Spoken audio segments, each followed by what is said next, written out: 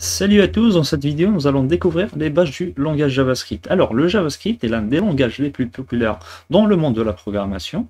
On l'utilise notamment pour créer des applications web, des applications mobiles, des applications bureau. On peut aussi l'utiliser pour faire des jeux vidéo et du machine learning.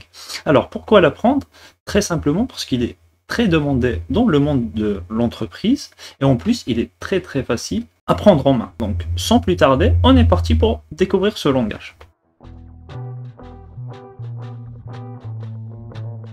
Au niveau de la configuration, ce qu'il vous faut tout d'abord, ça va être un éditeur de code. Donc vous pouvez télécharger Visual Studio Code, qui est l'un des éditeurs de code les plus populaires en ce moment. Donc vous pouvez vous rendre sur code.visualstudio.com et télécharger la version qui convient à votre système d'exploitation.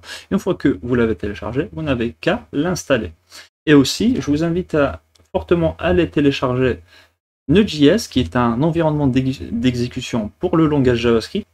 On va pas forcément écrire du code Node.js, mais on va l'utiliser afin d'exécuter et d'interpréter notre code JavaScript. Alors, une fois que vous le téléchargez, vous l'installez, et une fois que c'est installé, vous pouvez sortir votre terminal et taper la commande node-v, et normalement, vous aurez la version de Node qui est installée. Et comme ça, vous êtes sûr et certain que Node.js est installé sur votre machine.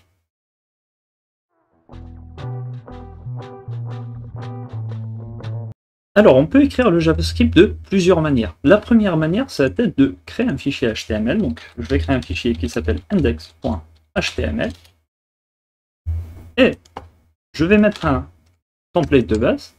Donc, une fois que c'est fait, donc, je peux créer une balise script. Et dans cette balise-là, je peux écrire du code JavaScript valide. Par exemple, on peut écrire un petit console.log. Ça permet simplement d'afficher quelque chose, une valeur au niveau de la console de notre navigateur. Et par exemple, on va mettre salut. Ok. Donc, une fois que on a satisfait de notre code JavaScript, on peut l'exécuter en lançant simplement notre fichier HTML. Alors, pour ce faire, donc si vous utilisez pour la première fois VS Code, donc, alors vous pouvez aller sur les codes extensions et installer une extension qui s'appelle Live Server. Là, pour le moment, moi, je l'ai installé, mais pour vous, si vous ne l'avez pas installé, vous aurez un bouton installer et vous n'avez qu'à cliquer dessus. Une fois que c'est installé, en fait, cette extension va nous permettre de lancer notre fichier HTML en mettant un petit coup de Open with Live Server. OK? Ça va nous ouvrir un nouvel onglet avec notre page HTML. Une fois que c'est ouvert, on peut voir notre code JavaScript en se rendant sur la console. Donc on peut mettre un petit coup de inspecter et aller au niveau de la console. Et donc là, on se retrouve avec salut qui est exécuté à partir du fichier index.html à la ligne 11. Donc c'est bien ce qu'on a écrit à ce niveau-là. Ça, c'est une première manière de faire. La deuxième manière de procéder, ça va être de ne pas écrire au niveau du body, mais de l'écrire au niveau de simplement la partie head. Ok? Si je colle la partie script dans la partie head, donc on voit que ça marche tout autant. Ok? Donc ça, c'est quand on veut écrire du code JavaScript dans un fichier HTML. Alors, ces deux méthodes-là nous permettent d'écrire du code JavaScript dans notre fichier HTML. Une deuxième manière de faire, ça va être de créer un autre fichier qui aura une extension .javascript et à ce niveau-là, on va directement écrire du code JavaScript. Donc on peut mettre un petit coup de script.js et là, je peux écrire du code JavaScript. Donc je peux remettre la même chose, faire un petit console.log et à l'intérieur, je vais lui dire salut JS pour JavaScript. Mais là, le souci, c'est qu'on voit qu'au niveau de notre console, il ne s'affiche pas. Pourquoi il ne s'affiche pas? Simplement parce qu'on n'a pas relié le fichier HTML au fichier JavaScript. Donc pour le faire, c'est très simple. Donc on vient à ce niveau-là, donc je vais retirer ces deux balises et on va créer une autre balise script et à l'intérieur, donc on va mettre un attribut src, donc qui veut dire source, et là on va mettre le chemin vers le fichier script.js. Donc simplement, on va mettre un petit coup de script.js. Donc vu que notre fichier se trouve au même niveau que le fichier index.html. Et donc là, on voit qu'on a salut JavaScript. Okay, ça, c'est une première manière aussi de le faire. On peut aussi prendre ce script-là et le mettre tout en bas du body. Ça marche. La différence entre les deux, c'est simplement si on le met au niveau à la fin du body, donc notre fichier JavaScript va être exécuté tout à la fin. donc après le chargement du fichier HTML. Si on le met dans la partie head, donc il sera exécuté avant la partie body. Alors, la meilleure approche quand on relie un fichier JavaScript, donc dans un fichier HTML, ça va être de le mettre tout en bas du body. Ok? Donc, mais maintenant, avec la nouvelle syntaxe et l'évolution du code JavaScript, on peut se permettre de le mettre dans la partie head. Ok? Donc, je vais prendre ça, je vais le mettre dans la partie head, et je n'ai qu'à rajouter un mot-clé qui s'appelle défaire. En fait, ce mot-clé-là va nous permettre de différer l'exécution du code JavaScript à la fin du chargement total de la page HTML. Ok? Donc là, si on a des interactions avec nos éléments HTML depuis notre fichier JavaScript, donc ça va s'exécuter à la fin du chargement de la page HTML. On a aussi la possibilité d'exécuter ou d'interpréter notre code JavaScript directement avec Node.js, vu qu'on l'a installé sur notre machine. Et donc là, ça va nous éviter de passer par un fichier HTML intermédiaire. Ok? Donc, si vous l'avez bien installé, vous pouvez simplement ouvrir un terminal au niveau de votre éditeur de code, ou un terminal séparé. Assurez-vous que vous êtes sur le bon dossier, le bon chemin. Et donc là, on va mettre simplement un petit code de Node, et on va lui indiquer le fichier à exécuter, donc le fichier script.js, d'accord? Et on voit qu'au niveau de mon terminal, j'ai salut JavaScript, donc ce que j'ai écrit à ce niveau-là. Donc on a deux façons de faire, soit de l'exécuter au niveau du navigateur, soit de l'exécuter directement avec Node.js ou une autre technologie directement sur le terminal. Alors pour le reste de la formation, vu qu'on va bosser sur les bases du langage JavaScript, je vais continuer la formation directement depuis le terminal, hein, vu qu'on ne va pas faire d'interaction encore avec le navigateur, donc je préfère exécuter mon code JavaScript avec Node.js et directement dans le terminal. Alors, si vous n'avez pas installé Node.js, donc c'est pas très grave, vous gardez juste le même setup et vous créez un fichier index.html, vous reliez votre fichier JavaScript et vous pouvez écrire le même code que moi. Ok? Simplement, au lieu de voir le résultat sur la console, vous allez sur le terminal, pardon, vous allez l'avoir au niveau de la console de votre navigateur. Le premier concept qu'on va aborder, ça va être le concept des commentaires. En fait, simplement, les commentaires vont nous permettre de bien expliquer notre code JavaScript et de le rendre plus lisible. Aussi, les commentaires vont nous permettre d'éviter l'exécution du code JavaScript qu'on va mettre en commentaire. Donc on va voir ça. Donc première syntaxe qui existe, ça va être la syntaxe sur une seule ligne. Donc en mettant simplement 2 slash, on a créé un commentaire. Et là on peut mettre notre commentaire simplement. Ok. On a aussi une autre syntaxe, ça va être des commentaires sur plusieurs lignes. Donc en mettant un slash étoile et en fermant par un étoile slash, là j'ai la possibilité d'écrire des commentaires sur plusieurs lignes. Ok. Donc ça, c'est la syntaxe de base. Donc on a des commentaires sur une seule ligne et des commentaires sur plusieurs lignes. On avait dit aussi que les commentaires nous permettent d'éviter l'exécution d'un code JavaScript.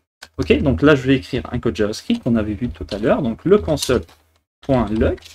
Donc je vais mettre salut. Donc là, si je l'exécute directement en mettant un petit code de node script.js, donc on voit qu'on a salut. Ok. Maintenant, si je le mets en commentaire avec la syntaxe des 2 slash, on voit qu'on n'a plus le salut au niveau de notre terminal. Ok? Donc ça marche sur une seule ligne, mais on peut aussi le faire avec le commentaire sur plusieurs lignes. Ok? Comme mettant un petit coup de slash étoile et d'étoile slash pour fermer, on voit que le code ne s'exécute plus.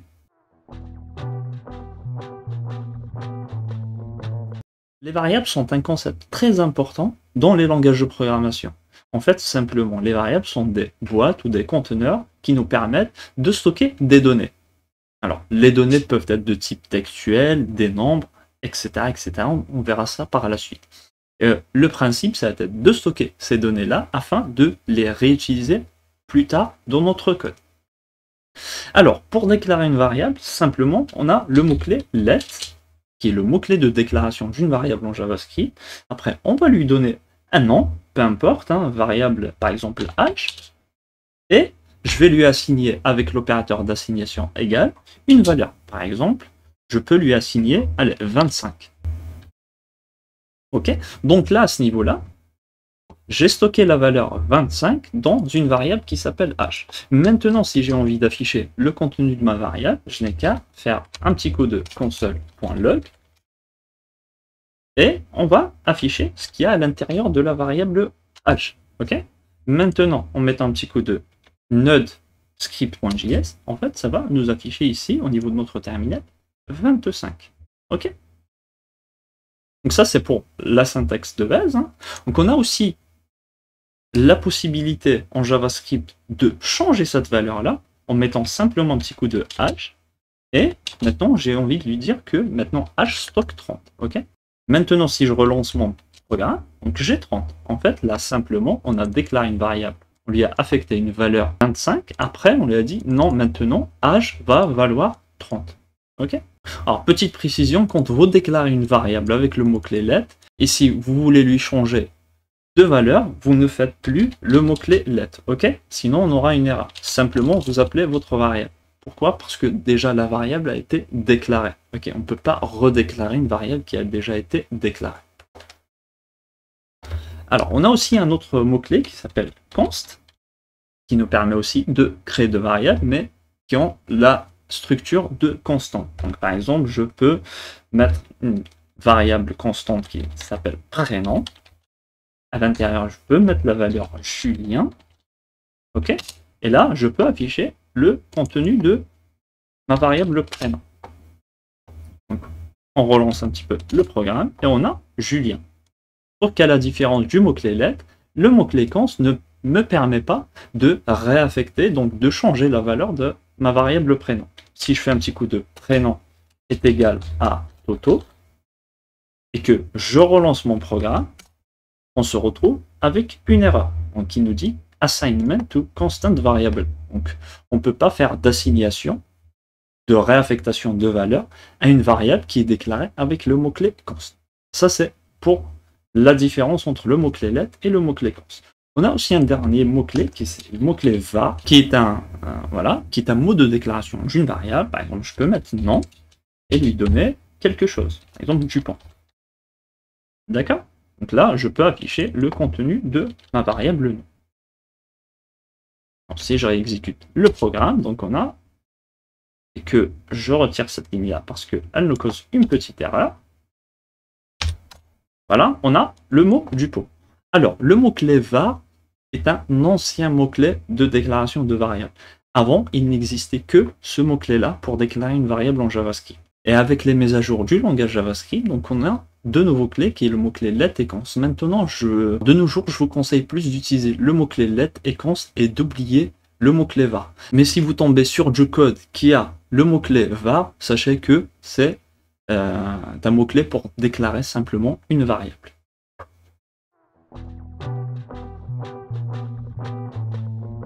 Les types primitifs ou les données primitives sont en JavaScript les données de base du langage de programmation. Ce sont quelque chose qui ne sont pas des objets ou des méthodes. On reparlera un peu plus tard de ce que c'est qu'un objet et une méthode. Et en JavaScript, il faut savoir qu'il existe 6 types primitifs. Alors, dans cet exemple, je vais vous en montrer 5, le 6e étant un peu plus avancé. On en reparlera quand l'occasion se présentera. Alors, le premier type, c'est les chaînes de caractères, simplement du texte, ok? Donc, pour écrire du texte en JavaScript, donc il faut l'entourer de guillemets, soit des simples guillemets, soit des doubles guillemets, ok? Et là, vous mettez du texte, ok? Par exemple, vous pouvez écrire du texte. Et ce texte-là, on peut le stocker, comme on l'avait vu, dans une variable. On va déclarer une variable qui s'appelle, par exemple, texte.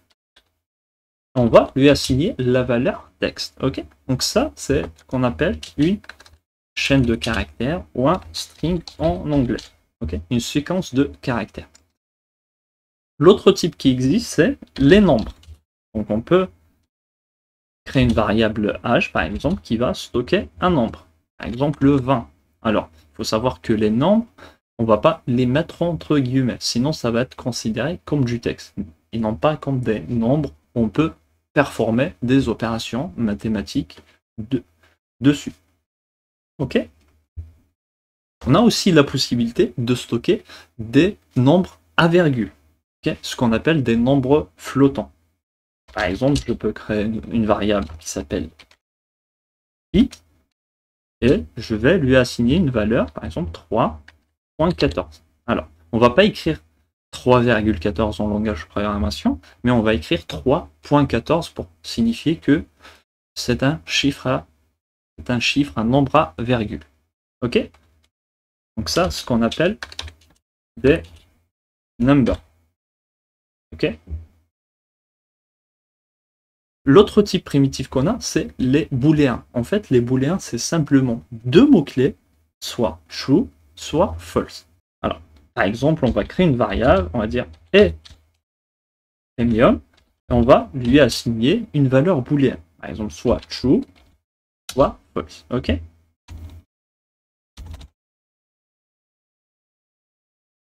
Ici, c'est ce qu'on appelle un booléen. On a aussi une autre valeur qui est la valeur undefined. Alors, on va déclarer une variable hein, qu'on va appeler job et on va lui donner une valeur undefined. Alors, simplement, qu'est-ce que c'est que undefined? C'est quand une variable n'a pas de valeur, donc on ne lui donne pas de valeur par défaut, elle va prendre le type undefined, même si on ne l'explicite pas. Alors, par exemple, je vais vous faire la démonstration, on va afficher le contenu de job. Ok?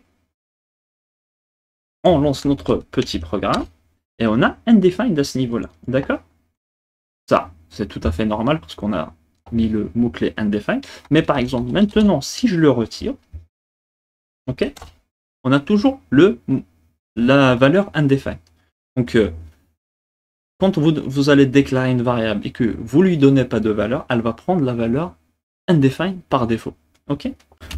Bon, là, c'est très clair. Donc, on va mettre undefined. Et on a un cinquième type qui est le nul. On va déclarer une variable qui s'appelle adresse et on va lui donner la valeur nulle. Ok? Donc là maintenant, si j'affiche le contenu de adresse, on se retrouve avec la valeur nulle. Alors, simplement nul veut dire que même le undefined, on le retire. C'est que cette variable-là ne stocke rien à l'intérieur. Même la valeur undefined est supprimée. Ok, donc quand vous trouvez qu'une variable vous renvoie la valeur nulle, c'est que elle ne stocke rien à l'intérieur. Alors voilà donc ce qu'il faut retenir. Donc les types primitifs, donc on a des chaînes de caractères pour écrire du texte. Donc vous l'entourez simplement de simples ou de doubles guillemets. Les nombres, simplement vous écrivez des nombres sans les mettre entre guillemets, hein. Soit des nombres entiers, soit des nombres flottants en mettant un point à la place de la virgule. Vous avez aussi la valeur booléenne qui est true ou false. Vous avez la valeur undefined qui est la valeur par défaut des variables à leur déclaration en JavaScript et la valeur nulle aussi qui permet de supprimer tout ce qui est à l'intérieur d'une variable, même le mot-clé undefined.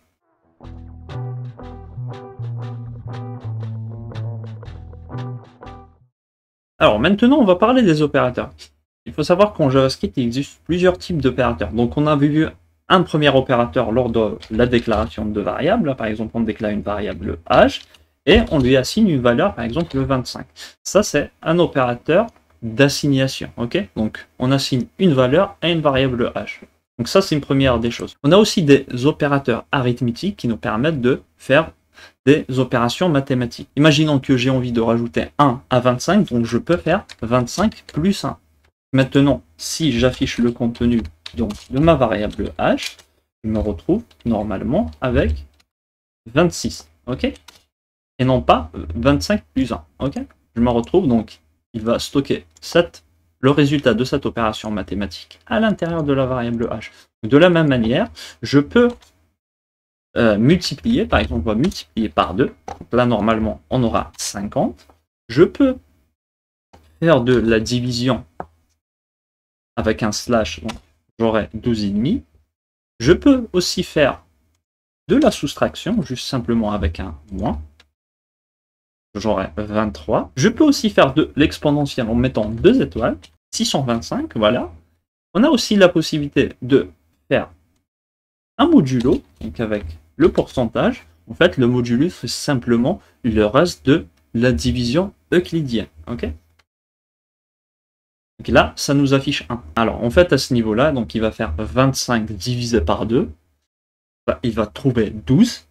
Et le reste de la division, ça va être 1, parce que 12 fois 2, c'est 24, plus 1, ça fait 25. Donc là, il va nous renvoyer le reste de la division euclidienne. On a aussi des opérateurs pour incrémenter une variable et décrémenter une variable. Qu'est-ce que ça veut dire incrémenter et décrémenter? C'est simplement rajouter 1 et soustraire 1. Donc par exemple, je peux faire ça, donc âge plus plus, et là maintenant, si j'affiche le contenu de ma variable âge, on se retrouvera avec la valeur 26, ok? Et aussi, je peux faire moins pour décrémenter ma variable. Et là, on se retrouve avec 24. En fait, simplement, cette opération, elle est égale à ça. Donc, c'est exactement si on faisait ça. Donc, âge moins 1. Ok? Je lui dis maintenant âge, je lui donne une autre valeur, je lui dis tu prends ta valeur initiale moins 1, simplement. Et on a la même chose. Et idem pour incrémenter. Okay? Donc c'est simplement un raccourci. D'accord? Alors on a aussi des opérateurs qui nous renvoient une valeur booléenne. Alors par exemple, on peut dire est-ce que âge est plus grand que 50? Et là, vous voyez, donc il m'a renvoyé une valeur booléenne, la valeur false, car âge, qui vaut à 25, elle n'est pas plus grande que 50. Donc on a la possibilité aussi de mettre est-ce que âge est plus petit que 50? Donc là, il va nous renvoyer true. Ok? On a aussi la possibilité de faire on a aussi la possibilité de faire plus petit ou égal, plus grand ou égal, juste simplement en rajoutant un petit égal.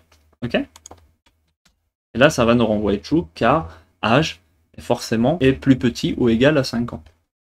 On a aussi la possibilité de faire des comparaisons d'égalité ou d'inégalité afin d'avoir une valeur booléenne. Par exemple, en mettant simplement un triple égal, 3 fois égal, je dis est-ce que âge est vraiment égal à 50?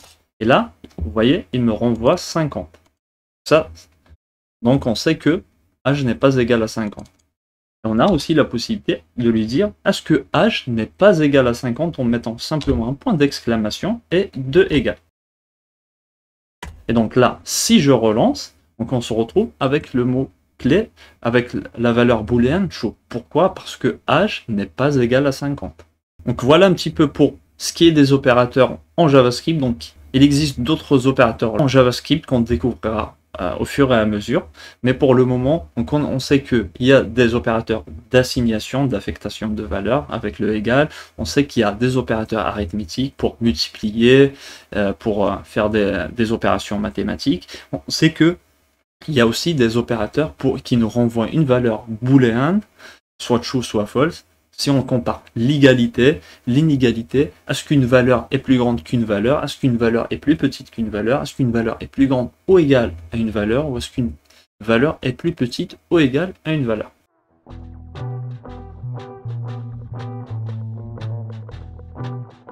Les tableaux en JavaScript, c'est une sorte de variable assez spéciale qui peut contenir une valeur ou plusieurs valeurs. Imaginons que on a une variable, on va déclarer une variable avec le mot-clé let, on va appeler A, et elle va contenir par exemple, je ne sais pas, JavaScript.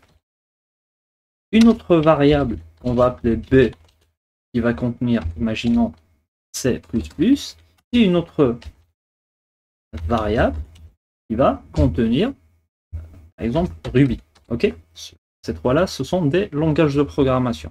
Alors, là, ce qu'on vient de faire, c'est qu'on vient de créer trois variables, trois espaces mémoire, et dans chaque variable, on stocke une valeur.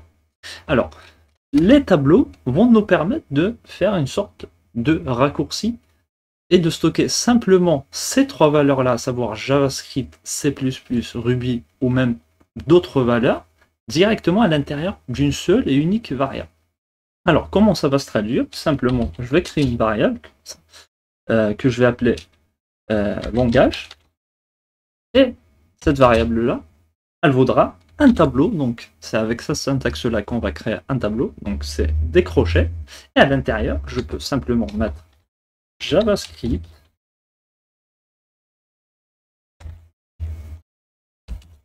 C++ et Ruby. Ok? Donc là, on voit que en termes d'efficacité, simplement avec une seule variable, j'ai stocké 3 valeurs. Alors, maintenant, comment afficher cette variable-là? On va mettre simplement un petit console log de langage. Ok. Maintenant, si on exécute notre petit programme, on se retrouve avec un tableau contenant JavaScript, C++ et Ruby. Très bien. Alors, maintenant, comment faire simplement pour afficher une seule valeur? Ok. J'ai envie d'afficher cette première valeur-là. Il faut savoir que les tableaux en JavaScript fonctionnent avec les index, donc chaque valeur est stockée dans un index bien défini. Hein. Les index sur les tableaux commencent toujours à la valeur 0, donc cette valeur-là, JavaScript, donc elle est stockée à l'index 0, C++ est stocké à l'index 1, et Ruby est stocké à l'index 2. Maintenant, si j'ai envie d'afficher, par exemple, JavaScript, simplement, je vais mettre des crochets, et là, je vais indiquer l'index. Okay. Je vais mettre 0, là, je me retrouve avec JavaScript. Si je mets 1, je me retrouve avec C++. Ok. Alors, on a aussi la possibilité de rajouter des valeurs à notre tableau en spécifiant l'index. Je me dis bien que j'ai envie de rajouter une valeur à l'index 3. Donc là, on a seulement 0, 1 et 2. Mais j'ai envie de créer un autre index et de mettre une valeur dessus. Donc simplement, je mets langage. Je spécifie l'index que je veux, 3. Et là, je peux lui mettre une valeur. On va mettre Java. Ok. Maintenant, si on affiche notre tableau de manière complète, on aura 4 valeurs à l'intérieur. JavaScript, C++, Ruby et Java. Et pour accéder donc à Java, on va mettre 4. Ok. On va plutôt mettre 3, excusez-moi. Voilà. Et là, on a Java.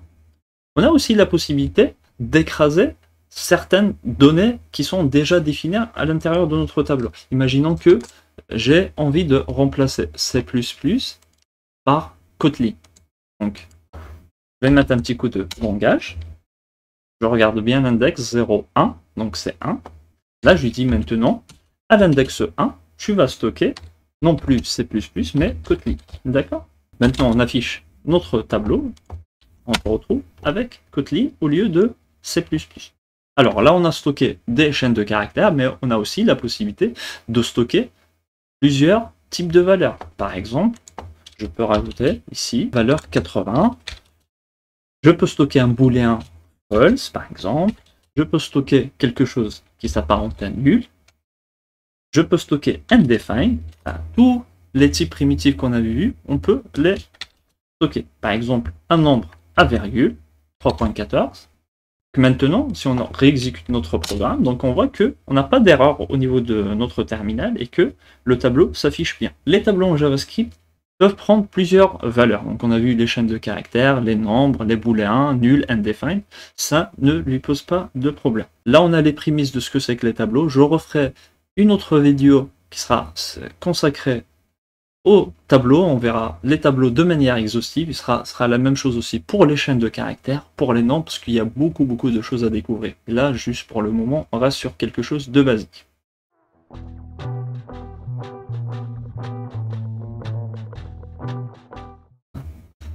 Tout comme les tableaux, les objets en JavaScript sont une sorte de variable un peu spéciale et qui va nous permettre de stocker des données. À la différence des tableaux, là on aura une association entre une clé et une valeur. Donc on va voir un petit peu comment ça se traduit tout ça. Donc imaginons que on veut créer une personne. On va stocker les informations d'une personne. Imaginons qu'on veut créer un tableau. À l'intérieur, donc on va mettre par exemple le prénom, John. On va mettre le nom, Dupont. On va mettre l'âge, par exemple 25, et puis le job, on va mettre par exemple étudiant. Mais là, le souci, c'est que, par exemple, on ne sait pas à ce que fait référence le nombre 25. Je ne sais pas ce que c'est. Alors, donc c'est pour ça qu'on a les objets qui nous permettent de mieux d'améliorer ça. Donc là, je vais l'appeler personne 2 pour éviter le conflit dans les noms des variables. Et là, je vais mettre des accolades. Donc en mettant les accolades, c'est la syntaxe de déclaration d'un objet. Et là, à ce niveau-là, je peux associer une clé à une valeur. Par exemple, prénom, 2 points. Là, je vais mettre job. Okay, et je sépare d'une virgule, tout comme les tableaux. je vais à la ligne, et je vais mettre non, le point du ok. Âge 25 et par exemple le job étudiant. Ok, donc là, ça c'est la syntaxe d'un objet. Ok, très bien. Donc on a une association entre des clés, ce qu'on appelle des propriétés, et leurs valeurs. Donc, et si on regarde un petit peu, c'est un peu plus parlant. Donc c'est vraiment très lisible. Prénom John, nom Dupont, âge 25, alors que dans les tableaux, on ne sait pas, par exemple 25, ça fait référence à quoi 25. Ok. Donc là, si on veut afficher notre objet, simplement on va mettre un petit peu de console.log de notre personne 2. Là on l'affiche. Voilà. Et on a notre objet avec prénom, avec association donc de clés et valeurs. Si on veut par exemple accéder à une valeur en particulier, imaginons j'ai envie d'accéder au prénom de la personne. Donc là, les objets ne fonctionnent pas comme les tableaux, donc on ne va pas mettre, par exemple, index 0 ou index 1, ça n'existe pas. On va simplement mettre un petit coup de point, et là on voit que mon éditeur de code m'auto-complète les propriétés qui sont disponibles sur cet objet-là. Je vais accéder, par exemple, à prénom. Et là, je l'affiche et j'ai le job. Ok. On a aussi une autre syntaxe qui ressemble à la syntaxe des index avec les tableaux, simplement en mettant des crochets, et là, on va spécifier, donc entre guillemets ou double guillemets, on va spécifier la propriété qu'on veut chercher. Par exemple, prénom. Ok. Voilà. Donc ça, c'est les deux manières d'accéder à une valeur dans un objet. Soit vous mettez le plus, soit vous mettez la syntaxe des crochets. Dans un premier temps, je vous conseille plus d'aller sur le point. Il y a des cas spécifiques où on est obligé d'utiliser la syntaxe des crochets, mais pour le moment, la syntaxe de point suffit largement. Ok. Alors, tout comme les tableaux, on a aussi la possibilité de rajouter des propriétés ou de modifier des propriétés. Par exemple, je me dis que personne, mon objet personne 2, j'accède à la propriété prénom, et là je lui dis que prénom ce n'est plus John mais Julien. Ok. Donc maintenant si on affiche, je vais remettre la syntaxe classique. Hein. Alors je vais remettre la syntaxe du point. Non. Donc là on aura Julien, non plus John, parce que la valeur qui était stockée à l'intérieur de prénom, on l'a écrasée. De la même manière, je peux créer aussi des propriétés à la volée. En mettant simplement un petit coup de personne 2, point, je me dis par exemple statut, donc c'est une propriété qui n'existe pas encore, et là je vais la définir. Par exemple, je vais mettre célibataire. Ok.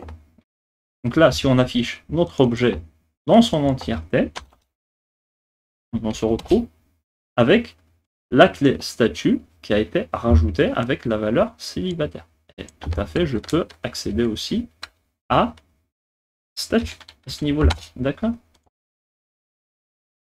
Et j'ai la valeur célibataire. Donc voilà un petit peu pour les objets. Tout comme pour les tableaux et les autres types de données, je ferai des vidéos où on ira un peu plus en profondeur sur ces types de données.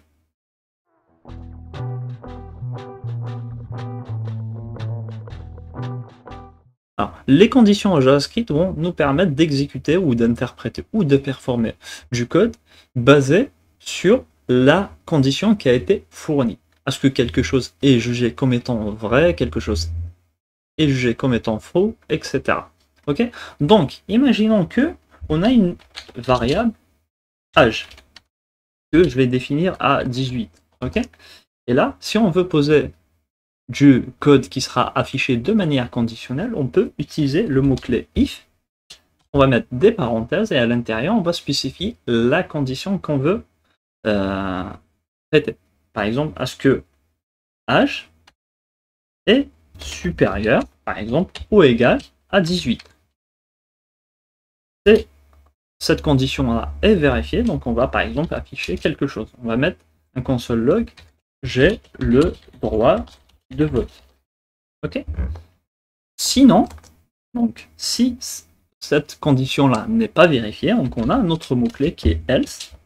Et à ce niveau-là, donc on va simplement mettre un console log.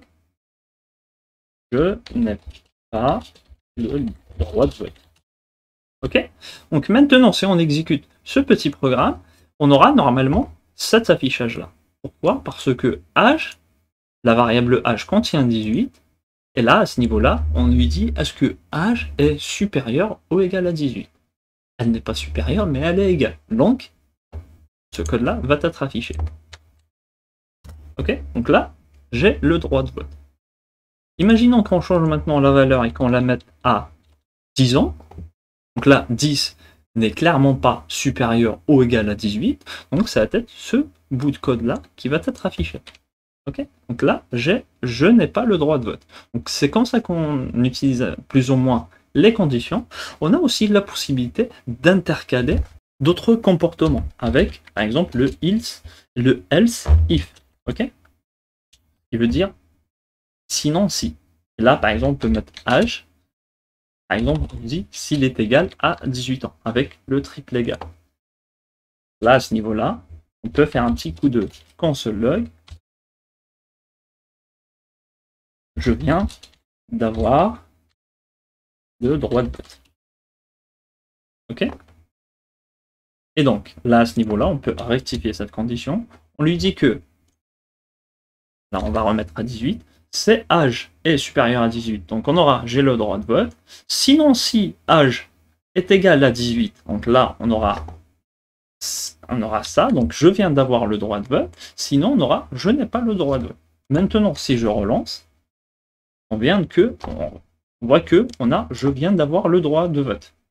Donc, comment ça marche un peu plus en pratique? Donc il va commencer par vérifier cette condition-là. Si elle s'avère qu'elle est vraie, donc il va exécuter ce code et il va ignorer tout ça.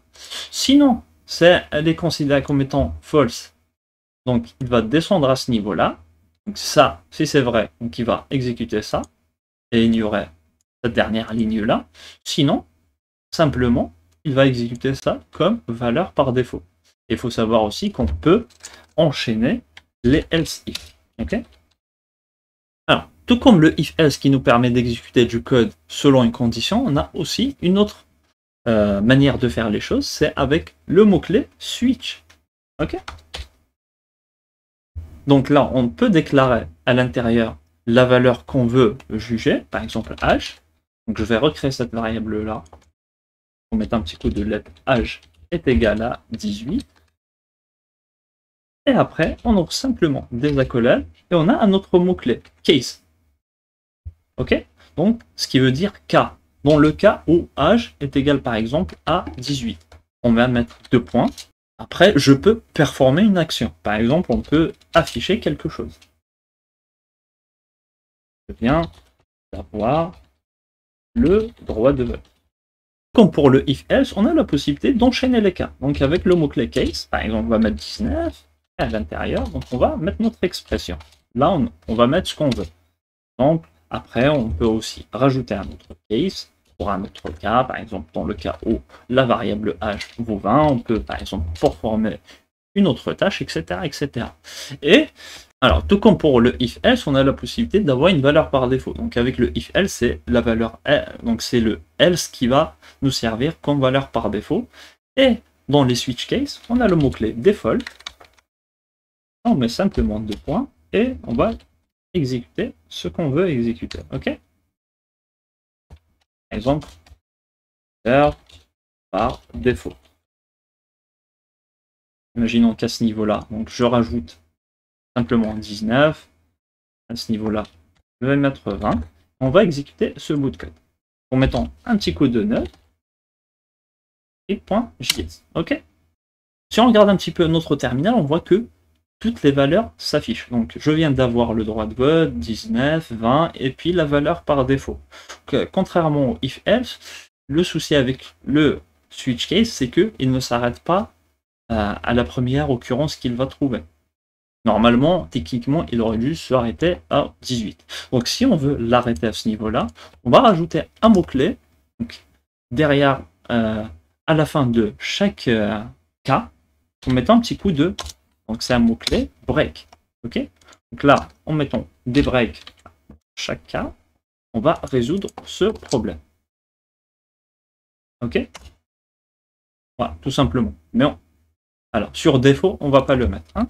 Et donc là, bien on voit que je viens d'avoir le droit de vote. Pourquoi? Car âge est égal à 18. Et là, on a ce cas-là pour le 18. Si on met 19, on aura normalement cet affichage-là. Simplement 19. Okay, etc., etc. Et si on met quelque chose qui n'est pas 18, 19 ou 20, par exemple 25, là, normalement, on devrait tomber sur la valeur par défaut. Donc, valeur par défaut. Donc,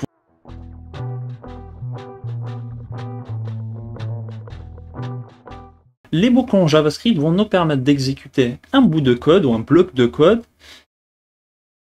tant qu'une condition est vérifiée et considérée comme étant vraie. Comment créer une boucle avec le langage JavaScript? Donc on a plusieurs manières de créer des boucles. On va voir à ce niveau-là juste deux manières de faire. Donc la première, c'est avec le mot-clé while, qui veut dire tant que, et quelque chose. Après, on va mettre notre expression. Simplement, après avoir mis l'expression, on va mettre des accolades, et là, on va exécuter le code qui va être bouclé. Donc imaginons qu'on a une variable, par exemple, que je vais appeler index, que je vais initialiser à 1.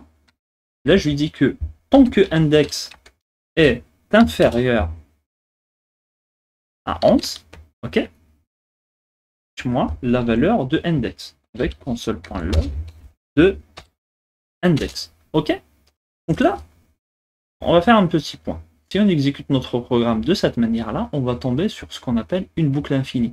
Pourquoi une boucle infinie? Simplement parce que index sera toujours à 1. Et vu que ça c'est une boucle, donc elle va tourner tant que cette condition-là est vérifiée, le problème c'est que index va être toujours 1. Et 1 sera toujours inférieur à 11, donc on va tomber sur une boucle infinie. Alors, le problème avec les boucles infinies, c'est que ça va cracher notre programme parce que ça va consommer les ressources de notre machine. Donc pour éviter cela, il faut modifier la valeur de la variable index à chaque tour de boucle. Ok? Donc, comme on l'avait vu dans les opérateurs, il existe un opérateur pour incrémenter et pour décrémenter une variable.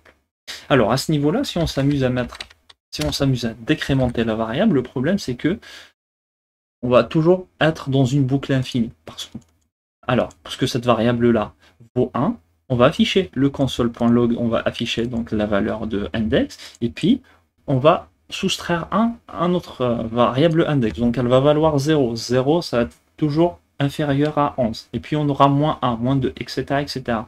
Donc là, à ce niveau-là, il est plus judicieux d'incrémenter, donc de rajouter 1. La variable sera 1, on va afficher 2, 3, etc. Et quand elle va atteindre 11, la valeur 11, est-ce que la valeur 11 est plus petite que la valeur 11 ça sera jugé comme étant faux. La boucle ne sera plus exécutée. Si on exécute notre programme, donc on se retrouve avec les valeurs, donc 1 jusqu'à 10 qui sont affichées. On peut par exemple mettre 5 à ce niveau-là, et on se retrouve donc juste avec 1, 2, 3 et 4. Ok? Tant que index est plus petite que 5. Hein. Si on veut afficher le nombre 5, donc on peut mettre plus petit ou égal. Et là, on se retrouve avec 5. Ok? Donc voilà un petit peu pour la boucle while. On a aussi une autre boucle qui est la boucle for, qui s'écrit de cette syntaxe-là. Avec cette syntaxe, donc on va mettre le mot-clé for. Après, on va déclarer donc une variable directement à l'intérieur de la boucle for. On peut se permettre ça. On va l'appeler index. Elle va valoir 1. Et on va séparer par un point virgule. On va lui dire tant que index est inférieur à 5, point virgule, et là on va incrémenter, ok? Et plus. Donc la déclaration, la condition et puis l'incrémentation vont se faire directement entre les parenthèses, contrairement à la boucle while, ok? Et là on peut exécuter notre code, par exemple, on peut afficher la valeur de index, d'accord? Là, si on relance le programme, alors là, on a une petite erreur parce que c'est pas i, mais index. Voilà, c'est moi, donc c'est index plus plus. Là, si on relance le programme, donc on a 1, 2, 3 et 4. De la même manière, on peut mettre par exemple 10. On va dire que tant que index est supérieur à 5, on va décrémenter index en mettant un petit coup de moins. Et là, donc je me retrouve avec 10, 9, 8, 7 et 6. Ok, donc ça peut marcher dans les deux sens. Ah, le plus important, c'est de ne pas tomber sur une boucle infinie. Ok.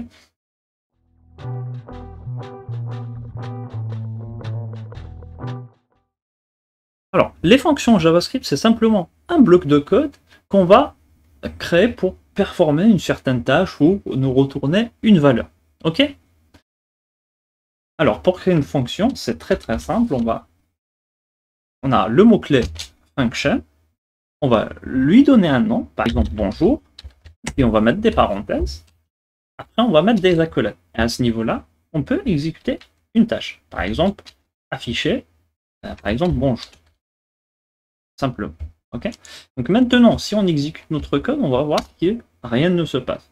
En fait, pour exécuter cette fonction-là, il faut l'appeler. Comment l'appeler? Simplement de par son prénom. Ok. La fonction s'appelle bonjour, je vais mettre bonjour et je vais mettre des parenthèses. Ok. Comme ça, je fais un appel à ma fonction. Maintenant, on voit que ça m'affiche bonjour. Alors, si vous vous demandez pourquoi il y a des parenthèses à ce niveau-là, parce que la fonction peut prendre des paramètres. Qu'est-ce que c'est que les paramètres? C'est simplement des variables qui seront accessibles uniquement à l'intérieur de la fonction. Ok. Par exemple, je peux prendre quelque chose qui c'est, par exemple, un nom à ce niveau-là, simplement. Et maintenant, je peux l'ajouter en concaténant avec le plus, bonjour, plus le nom. Là, on va mettre un petit espace pour ne pas avoir tout qui est collé. Et maintenant, si on exécute notre programme, on se retrouve avec bonjour et undefined. Et on voit que non, c'est vraiment une variable, hein, parce qu'elle a la valeur undefined. Comme je vous ai dit, lors des variables, quand on déclare une variable qu'on ne lui donne pas de valeur, elle prend la valeur undefined par défaut. Sauf que, à la différence, là, on ne va pas mettre de mot-clé let, ok, au const, ok. Donc on va directement mettre le nom de notre variable, ce qu'on appelle un paramètre. Si on veut maintenant passer une valeur à notre paramètre, on peut directement la passer quand on appelle la fonction. Par exemple, la fonction, elle attend quelque chose, donc une valeur pour le paramètre nom, donc pour notre variable nom, on peut lui donner quelque chose, mettons, par exemple, Jean. Ok. Donc si j'exécute ça, j'ai bonjour Jean. Et ce qui est bien avec les fonctions, c'est que je peux l'appeler plusieurs fois. Imaginons que je l'appelle une seconde fois et que je lui passe une autre valeur, par exemple Margot. Maintenant, si je relance, j'ai lors du premier appel bonjour Jo et lors du deuxième appel bonjour Margot. Ok. Donc ça, c'est pas mal.